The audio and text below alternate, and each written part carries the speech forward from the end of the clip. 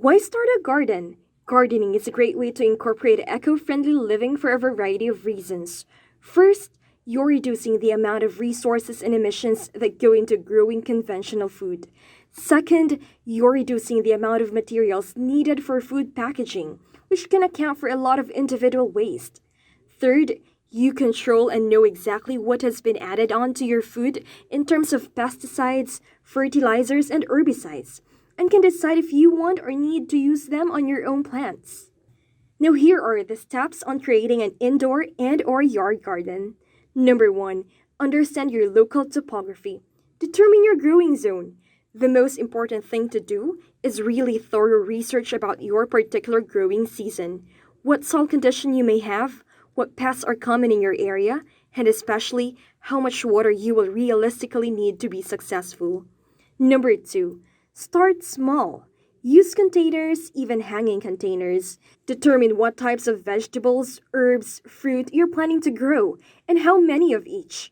Most vegetables and fruits require full sun, but some herbs and leafy greens can tolerate part shade.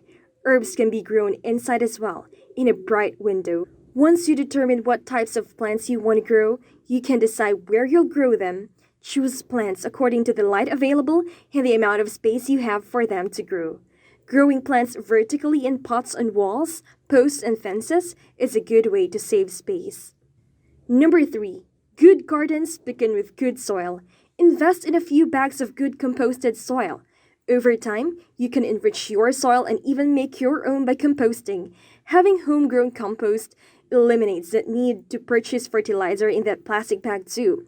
Forgo fertilizer completely and embrace compost. Number 4. Use water wisely and waste not a drop.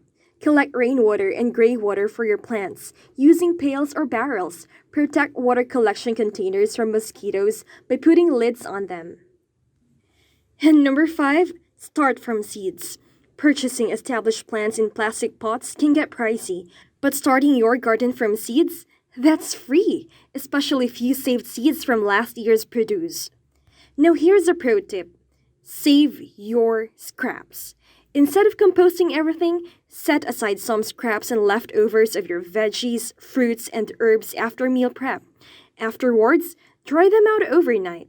In some plants, you should put them in a container with some water to grow their roots, then transfer to soil. Now that you know the basic steps of starting your garden, I invite you to learn about the plants you can take care of in both urban and rural areas. Plants for indoor and outdoor gardens. The options are endless for what you can grow, and a lot is determined by location. The bigger restriction becomes space. If you're in an urban area and don't have access to a yard, you can either try planting in containers, like tomatoes, peppers, leafy greens, cucumbers, carrots, and herbs can all be grown in containers, or look in your area for community garden space. Upcycling ideas for gardening materials. Let your imagination go wild. Almost any container that you can drill a drain hole in can be used as a planter, and anything that holds water can be used to collect rainwater. When it comes to zero waste gardening, it pays to keep an eye out for good second-hand tools. It is worth it to look for gardening materials second-hand before buying new, in order to stay in line with eco-friendly living. If you don't want to borrow or buy even second-hand tools, upcycle your own gardening toolkit from trash and other loose-lying bits and bobs around your house. Tips for beginner gardeners. When it comes to gardening, you might feel overwhelmed by trying to get a green thumb, especially when you didn't practice it before.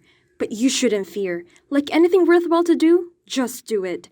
To further guide through the process of gardening, here are some practical tips to help you grow a garden successfully. Number 1, do not overwater your plants. You should let the soil get moderately dry before you water your plants again.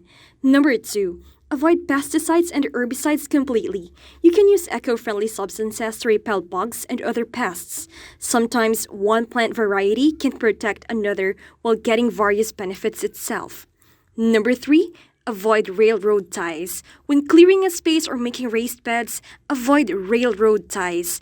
These are full of a toxic chemical called creosote, which seeps into the soil. Many people think railroad ties are great choices for constructing raised beds since they are cheap. They are not.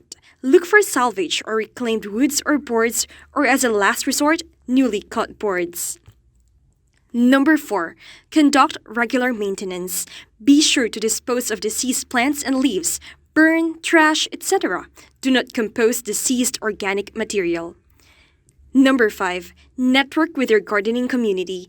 Talk to local gardeners and shops about what plants that are mutually beneficial grow well in your area. You can get valuable information such as when to start certain plants, share gardening tips, and natural pest control options. You can even trade plants or produce. In conclusion, don't be afraid of screwing things up. Gardening is all about trial and error, and some years will be better than others. Also, don't try to start off huge. If it's your first year, plan a few things to see how it goes. Zero-waste gardening is as much a mindset as a theory, approaching your efforts with care and consideration for what you are contributing or using is a start.